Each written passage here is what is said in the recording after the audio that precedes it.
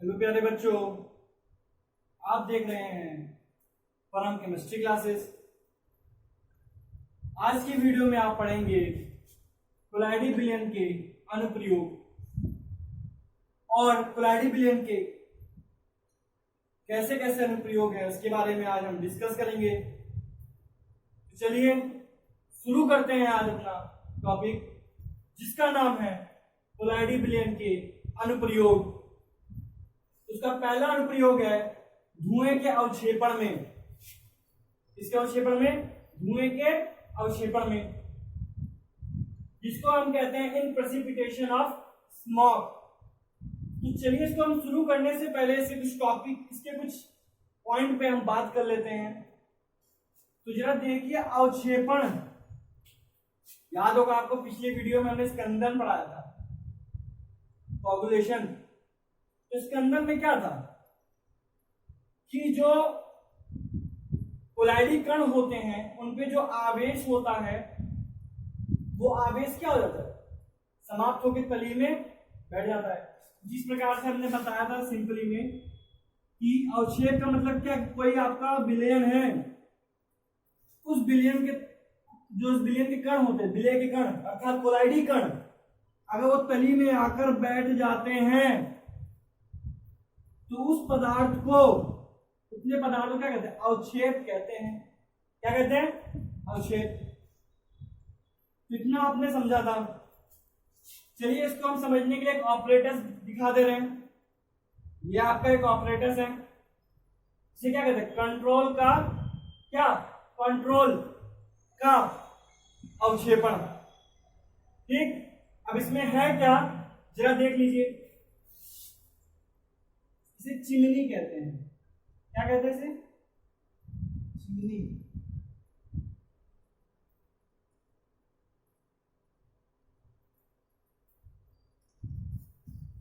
तो चलिए शुरू करते हैं। तो शुरू करने से पहले आपको चीजें समझा देते हैं। आप देखे होंगे कि जो फैक्ट्रियां होती हैं, औद्योगिक निर्माण जिसमें होता है पदार्थों का, वो जो फैक्ट्रियां होती हैं, उन फैक्ट्रियों से जो धुआं निकलता है, क्या निकलता है, धुआं निकलता है, जो हमारे वातावरण को दूषित करता है। ये तो आप जानते हैं, वायु प्रदूषण होता है, जल प्रदूषण होता है, कई सारे से प्रदूषण होते हैं। उसी प्रदूषण को रोकने के लिए हम इसका इस्तेमाल कर रहे हैं, धुएं के अवक्षेपण। क्लियर है, उसका अनुप्रयोग एक कोलाइडी विलयन का एक अनुप्रयोग ही है वो भी। तो होता क्या है कि जो धुआं होता है, अर्थात जो फैक्ट्रियों से निकला हुआ कार्बन होता है, क्या होता है, कार्बन होता है, वो कार्बन जब वायु के साथ क्रिया करता है तो एक काले रंग का धुएं का निर्माण करता है। वही आपका कोलाइडी विलयन होता है। मैंने आपको धुआं बताया था, कोलाइडी विलयन होता है। कैसे होता है वो भी आप जान लीजिए। आप देखे होंगे कि जो धुआं होता है, धुआं हमारा क्या हो गया, गैस, और वायुमंडल में कई सारे छोटे छोटे पार्टिकल्स पाए जाते हैं, छोटे छोटे कण पाए जाते हैं। तो उस धुएं के अंदर वो छोटे छोटे क्या होते हैं, कण वितरित होते हैं, विसरित होते हैं, है ना। तो वो कण जब विसरित होते हैं तो क्या हो गया, हमारा धुआं, गैस अर्थात परिक्षेपण माध्यम हो गया, और जो कण उसमें विसरित है वो परिचित प्रावस्था हो गई, और दोनों मिलकर किसने निर्माण किए, कोलाइडी विलयन का निर्माण किए। क्लियर है।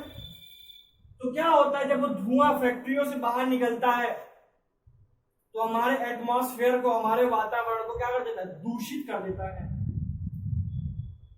तो उसी को दूषित, वो धुआं दूषित ना कर पाए, इसलिए हमने फैक्ट्रियों में कुछ ऑपरेटर्स लगाए होते हैं। क्लियर है। अब देखिए ऑपरेटर्स में क्या क्या है। एक आपका कैथोड है, जिसपे क्या चार्ज होता है, नेगेटिव चार्ज होता है। उसी प्लेटों से एक धातु का गोला लटका होता है, जिसपे क्या चार्ज होता है, एनोड प्लस का चार्ज होता है।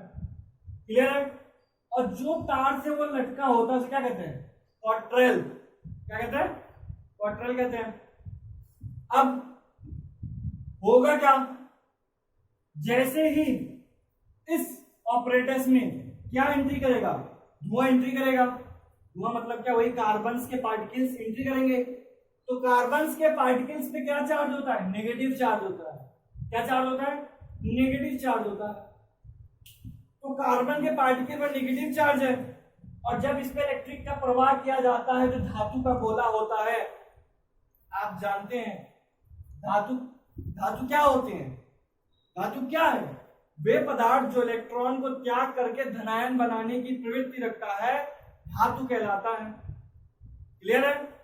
तो जो एक धातु का गोला है, इस पे चार्ज क्या है, एनोड का, अर्थात प्लस चार्ज है।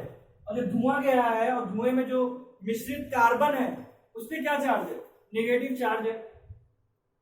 तो कार्बन पे नेगेटिव और धातु के गोले पे पॉजिटिव चार्ज, अर्थात उस पॉजिटिव चार्ज इस नेगेटिव चार्ज को क्या कर देगा, न्यूट्रल कर देगा, उदासीन कर देगा। क्या कर देगा, उदासीन कर देगा।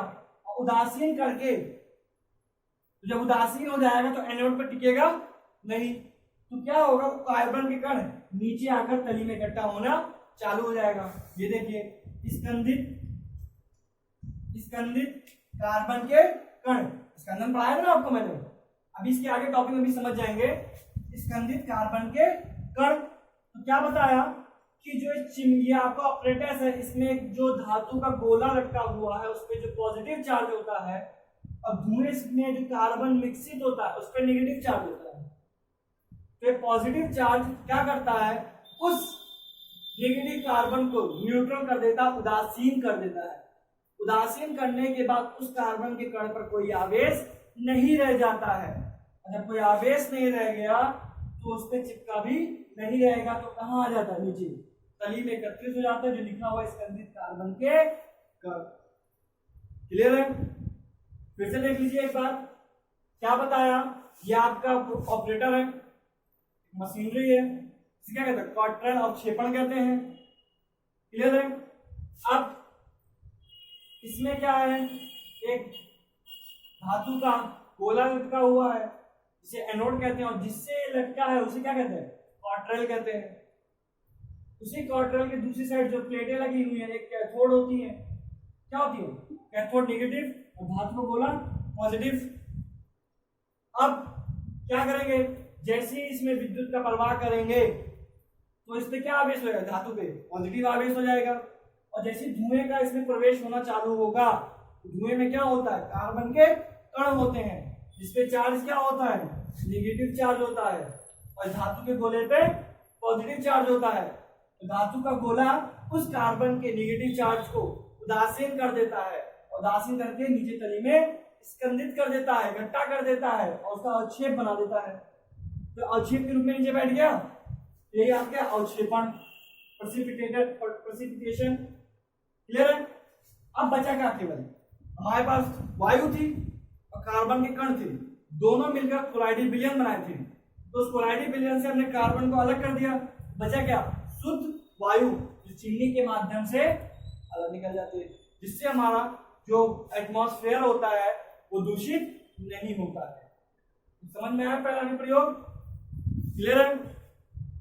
अब अपने बात करते हैं दूसरे अनुप्रयोग की।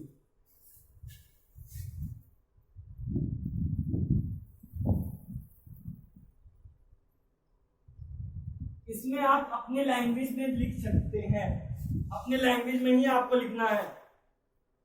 अभी मैं लिखवाने लग जाऊंगा बोर्ड पे आपको, तो कम से कम 2 बोर्ड लिखना पड़ेगा। अगर आप अपने मन से समझ गए हैं तो उसको आप अपने मन से कम आधा पेज तो लिख सकते हैं। क्लियर है। अगले अनुप्रयोग की बात करते हैं, रक्त। रक्त जानते हैं ना, ब्लड। कभी कभार क्वेश्चन में आप पूछ लेता है कि बहते हुए रक्त को रोकने के लिए फिटकरी का प्रयोग किया जाता है, क्यों। फिटकरी कह सकते हो या FeCl3, फेरिक क्लोराइड भी कह सकते हो। ठीक, तो रोकने के लिए फिटकरी का प्रयोग किया जाता है, फिटकरी करते हैं।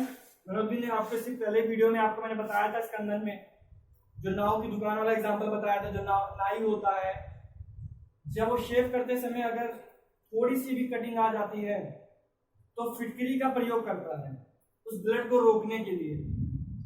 क्वेश्चन क्या आता है कि बहते हुए रक्त को रोकने के लिए फिटकरी का प्रयोग किया जाता है, क्यों? क्लियर है? अब क्या होगा उसमें वो भी देख लीजिए। जो ब्लड होता है और ब्लड पे जो चार्ज, ब्लड हमारा कोलाइडल विलियन है। अगर आपको याद होगा, आपको मैंने पार्चमेंट झिल्ली बताया था, डायलिसिस, पिछले वीडियो में डायलिसिस बताया था। तो डायलिसिस क्या बताया था मैंने? जो हॉस्पिटल में डायलिसिस किया जाता है, जिस मनुष्य में क्या होता है, पार्चमेंट झिल्ली होती है वो खराब हो जाती है। पार्चमेंट झिल्ली का काम क्या होता है? अनप्योर चीज को, अशुद्ध को शुद्ध में बदलना। जो हमारा ब्लड होता है इसमें यूरिन, ये सब अनवेस्ट मटेरियल होता है।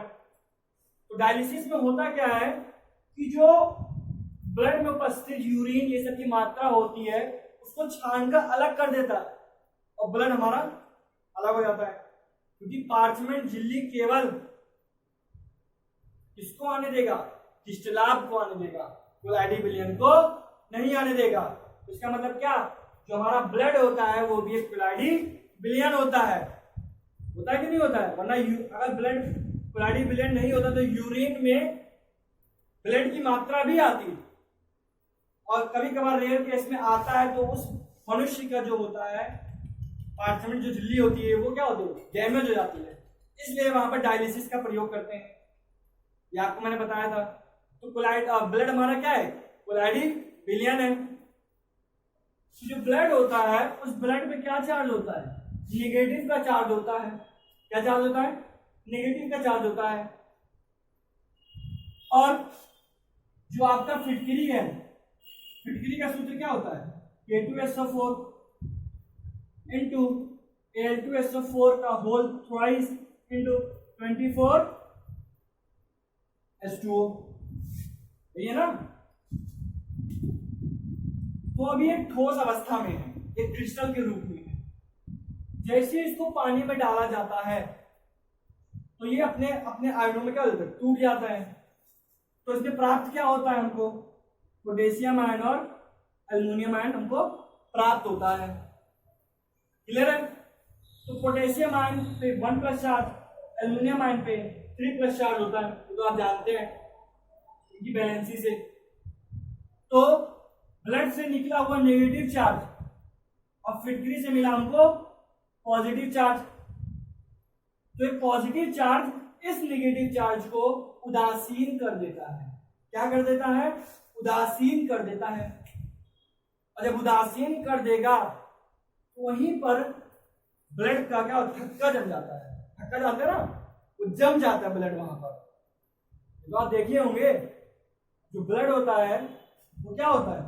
उस पे नेगेटिव का चार्ज होता है, और जब फिटकरी को उस पे लगाते हैं पानी में लगा करके, पानी में लगाने की वजह से वो क्या होता है? आयनित हो जाता है, पोटेशियम आयन और एल्युमिनियम आयन देता है।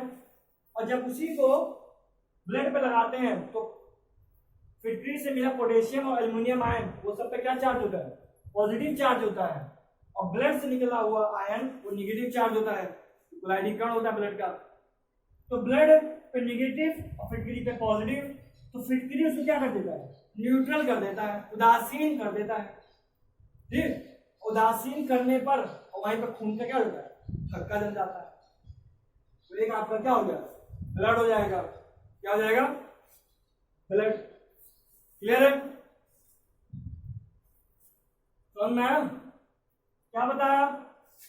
जो बॉडी पे कहीं पे कट आ जाता है तो वहां से ब्लड निकलना शुरू हो जाता है। तो ब्लड पे नेगेटिव आयन होता है, और जब उस पर हम फिटकरी को लगाते हैं तो फिटकरी से हमको पॉजिटिव आयन मिलता है। क्या मिलता है? पॉजिटिव आयन मिलता है। और पॉजिटिव आयन कौन कौन से? एक पोटेशियम और एक एल्युमिनियम। तो पोटेशियम एल्युमिनियम पे पॉजिटिव चार्ज होता है, ब्लड से निकला हुआ नेगेटिव चार्ज। तो पॉजिटिव चार्ज इस नेगेटिव चार्ज को उदासीन कर देता है और वहां पर खून का थक्का जम जाता है। क्लियर है? चलिए अब हम अपने तीसरे अनुप्रयोग की बात करते हैं।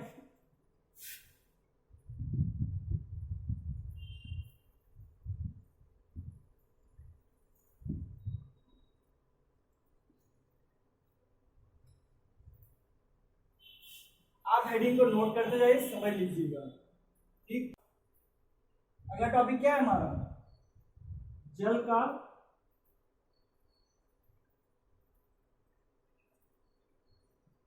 शुद्धिकरण।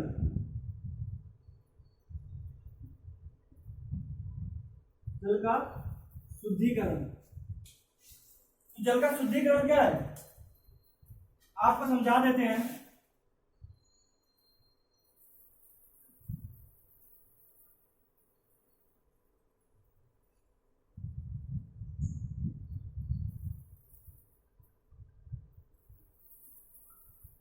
ध्यान दीजिए। तो जल का शुद्धिकरण में क्या है, क्वेश्चन आपका बनता है कि जल को गंदे जल को शुद्ध करने के लिए फिटकरी का प्रयोग किया जाता है, क्यों? सुन लीजिए, गंदे जल को स्वच्छ करने के लिए फिटकरी का प्रयोग किया जाता है, क्यों? तो ये आपका जल का शुद्धिकरण है। तो करते क्या है, तो जो हमारे जो गंदा जल होता है अर्थात उसमें धूल मिट्टी इत्यादि के कण होते हैं, तो आप जानते हैं जो आपके एटमॉस्फेयर में पाए जाने वाला जो कण होता है वो भी तो कोलाइडी कण है, वो भी तो धूल के कण है। तो यही धूल का जो कण है, तो आप जानते हैं धूल के कण पे कौन सा चार्ज होता है? निगेटिव चार्ज होता है। क्या चार्ज होता है? निगेटिव चार्ज होता है। और उसमें हम मिला क्या रहे हैं? फिटकरी को मिला रहे हैं। क्या मिला रहे हैं? फिटकरी को। ध्यान से देखते जाइए, जो ब्लड है उस ब्लड पे चार्ज क्या है? नेगेटिव चार्ज है। क्या चार्ज है? लिख देते हैं, रेत के कोलाइडी कण। ठीक, और उसमें जो मिला रहे हैं वो क्या है? फिटकरी है।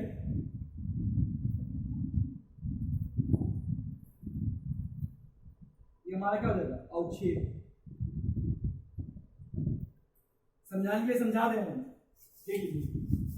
तो जो रेत के कण हैं उस बीकर में या जिस पात्र में आप लिए हैं, तो उस रेत के कण पर क्या चार्ज है? निगेटिव चार्ज होता है। क्या चार्ज होता है? निगेटिव चार्ज होता है। और जैसे ही उसमें हम फिटकरी को डालते हैं तो फिटकरी उसमें आयनित हो जाता है। क्या हो जाता है? आयनित हो जाता है। और आयनित होने पर तो आप जानते हैं, अभी मैंने बताया, फिटकरी जब आयनित होता है तो पोटेशियम और एल्युमिनियम आयन देता है। क्या देता है? पोटेशियम आयन और एल्युमिनियम आयन देता है। तो रेत के जो कोलाइडी कण होता है उस पर नेगेटिव चार्ज, और जो फिटकरी है उसमें क्या चार्ज है? Positive charge. तो ये जो कण जो फिटकरी के जो पॉजिटिव चार्ज होते हैं जब इसमें इंटर करते हैं तो रेत के नेगेटिव चार्ज क्या करते हैं? क्रिया करते हैं। क्या कह सकते हो? फिटकरी के पॉजिटिव आयन रेत के नेगेटिव आयन को उदासीन कर देते हैं और स्कंदित करके अवक्षेप के रूप में थैली में बैठा देते हैं, जिससे आपका क्या होता है? शुद्ध रूप में जल प्राप्त हो जाता है। आप अपने घर पे भी कर सकते हैं। कांच का एक क्या ले लीजिए, बीकर ले लीजिए, उसमें क्या करिए? मिट्टी को घोल दीजिए, महीन मिट्टी को। बारीक मिट्टी को जिसमें घोलेंगे तो पानी का गंदा रहेगा, और जब उसमें आप फिटकरी को डाल देंगे, एक मात्रा डालिएगा फिटकरी की, क्योंकि आप जानते हैं पॉजिटिव चार्ज, एक पॉजिटिव चार्ज और इस पे एक नेगेटिव चार्ज। क्लियर है? एक कोलाइडी कण के लिए 3 पॉजिटिव चार्ज और 3 कण के लिए ये तो रहेगा आयन का एक मात्रा में डाला जाता है। तो जब आप उस बीकर में या जो आप पात्र लेंगे उसमें फिटकरी को डालेंगे एक उचित मात्रा में, तो कुछ समय पश्चात आप देखेंगे जो फिटकरी के जो पॉजिटिव आयन्स होते हैं और वो जो रेत के नेगेटिव आयन होते हैं वो एक दूसरे मिल करके उसे उदासीन कर देते हैं। उस रेत के कण को क्या करते हैं? उदासीन कर देते हैं। उदासीन करके उसको तली में बैठा देते हैं, जिससे अवक्षेप के रूप में प्राप्त हो जाता है। क्लियर है? जिससे आपका जल का शुद्धिकरण हो जाता है। क्लियर है? ठीक है। अब हम देखते हैं अपना अगला। देखिए इसमें कुछ समझने में ज्यादा इसमें समझने की बात नहीं है। आपने क्या बताया, बीकर ले लिया, उस बीकर में पानी और मिट्टी का कोलाइडल विलयन तैयार कर दिया। तो आप देखेंगे मिट्टी उसमें घुलती रहती है, पानी का गंदा बना रहता है। क्यों? क्योंकि भाई आप जानते हैं जो निगेटिव जो कोलाइडी कण होते हैं उस पर निगेटिव चार्ज होता है। तो एक निगेटिव चार्ज और दूसरा निगेटिव चार्ज जब आपस में टकराएंगे तो निगेटिव निगेटिव क्या होगा, प्रतिकर्षण होगा। क्या होगा? प्रतिकर्षण। प्रतिकर्षण की वजह से वो क्या करना चालू कर देते हैं, ब्राउनी गति। बताया था ना आपको, ब्राउनी गति। ब्राउनी गति करना चालू कर देते हैं और पानी आपका गंदा बना रहता है। लेकिन जब उसमें फिटकरी को मिला देते हैं तो फिटकरी करता क्या है, जिसके पॉजिटिव आयंस होते हैं फिटकरी के और जो रेत के कण होते हैं उस पर निगेटिव आयंस होते हैं, तो पॉजिटिव आयन इस निगेटिव आयन को उदासीन कर देता है। उदासीन करके उसका अवक्षेप बनाकर तली में बैठा देता है। इससे पानी शुद्ध रूप में अलग हो जाता है और रेत के कण अवक्षेप के रूप में अलग हो जाते हैं। क्लियर है ना? ठीक है, अब अपना लास्ट अनुप्रयोग देख लेते हैं हम। लास्ट है हमारा डेल्टा का निर्माण।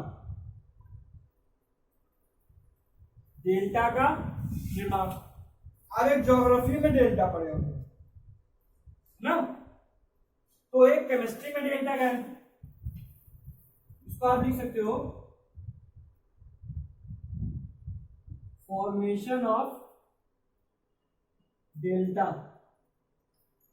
ठीक, तो डेल्टा कैसे बनता है उसको आप देख लीजिए। पहले एक फिगर देकर बना दे रहे हैं।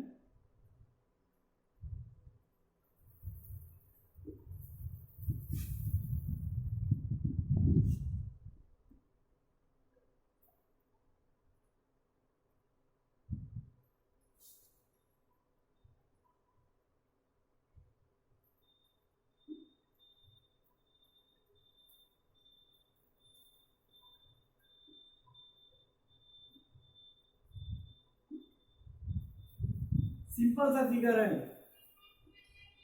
क्लियर है?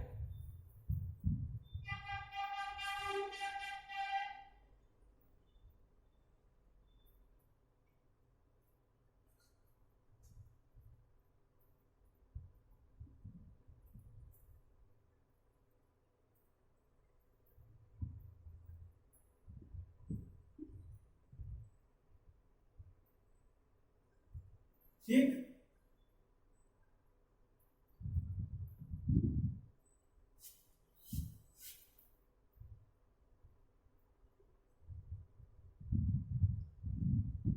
नदी। तो क्वेश्चन क्या आता है इसमें कि जब नदी और समुद्र आपस में मिलता है, जब नदी और समुद्र आपस में मिलता है तो डेल्टा का निर्माण होता है। क्या बताया? जब नदी और समुद्र आपस में मिलता है तो डेल्टा का निर्माण होता है। कैसे होता है, क्यों होता है, वही हमें देखना है। क्वेश्चन में क्या बोला, जब नदियां और समुद्र आपस में मिलती है तो वहां पे डेल्टा का निर्माण होता है। क्यों? ये हमारा प्रयोग अनुप्रयोग, फॉर्मेशन ऑफ डेल्टा, डेल्टा का निर्माण कैसे होता है देख लीजिए। जो नदियां होती है उन नदियों में जो रेत के कण होते हैं, अभी मैं बताया शुद्ध जल का शुद्धिकरण, तो जो उसमें भी रेत होता है तो रेत पे चार्ज क्या था, नेगेटिव चार्ज था ना। तो जो रेत के ऋणावेशित कोलाइडी कण होते हैं वो कहां से प्राप्त होते हैं, नदियों से।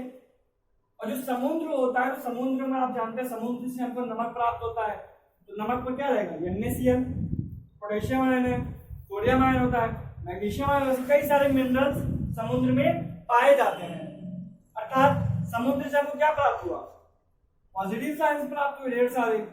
और नदियों से क्या प्राप्त हुआ, रेत के ऋणावेशित कोलाइडी कण प्राप्त हो गए। क्लियर है ना? तो जो नेगेटिव आयन और ये पॉजिटिव आयन जिस जगह पे मिलता है तो पॉजिटिव आयन उस आने वाली नदियों के रेत के ऋणावेशित कोलाइडी कण को उदासीन कर देता है।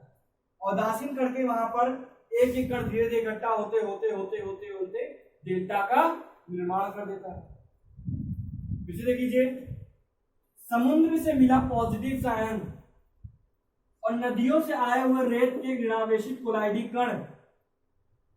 तो जो समुद्र से मिला पॉजिटिव आयन और उस नदियों से मिला नेगेटिव आयन, तो पॉजिटिव आयन उस नेगेटिव आयन को क्या कर देता है, न्यूट्रल कर देता है, उदासीन कर देता है। और उदासीन करके जब वो कण क्या हो जाएंगे, जो रेत के कण होते हैं वो उदासीन हो जाएंगे, तो उदासीन होकर भारी हो जाएंगे, आकार बड़ा हो जाएगा, भारी होकर तली में बैठना चालू कर देगा। बैठते बैठते बैठते बैठते ऐसे होते होते बड़ा सा एक डेल्टा का निर्माण हो जाता है। तो हमें किसकी वजह से, लैडी विज्ञान का अनुप्रयोग है। तो आपको समझ में आया आज के 4 अनुप्रयोग। पहला अनुप्रयोग क्या था, धुएं का अवक्षेपण। दूसरा क्या था आपका, दूसरा क्या था, ब्लड। तीसरा जल का शुद्धिकरण। और चौथा क्या हमारा, डेल्टा का निर्माण। अगर आप लोगों को कोई भी दिक्कत करेगा आपको किसी भी टॉपिक में, तो डिस्क्रिप्शन में आपको इस कोचिंग जो आपका चैनल है परम केमिस्ट्री क्लासेस का, आपको वहां से कांटेक्ट नंबर मिल जाएगा, आप संपर्क कर सकते हैं, व्हाट्सएप पे अपना क्वेश्चन भेज सकते हैं। ठीक, आपको कोई भी दिक्कत हो आप कमेंट करके बता दें। आज की क्लास यहाँ समाप्त होती है।